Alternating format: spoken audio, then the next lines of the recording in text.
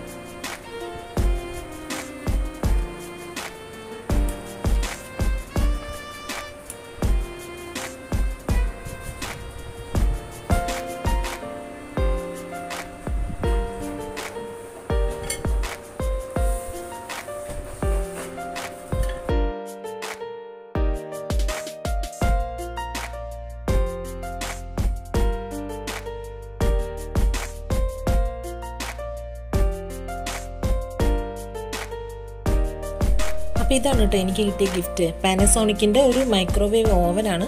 എനിക്ക് ആക്ച്വലി ഒരു ഓവൻ ഉണ്ട് വേൾപൂളിൻ്റെ. പക്ഷേ ഗിഫ്റ്റ് എപ്പോഴും ഒരു ഗിഫ്റ്റാണല്ലോ. നമുക്ക് ഒരുപാട് സന്തോഷമുള്ള ഒരു ഗിഫ്റ്റ് കിട്ടാന്ന് പറഞ്ഞാൽ. അപ്പോൾ ഒരിക്കൽ കൂടി ഞാൻ നെസ്ലേക്കും സലു കിച്ചണിലെ സെമിറത്തേക്കും താങ്ക്സ് പറയാണ് കേട്ടോ ഫോർ സെലക്ടിങ് മീ.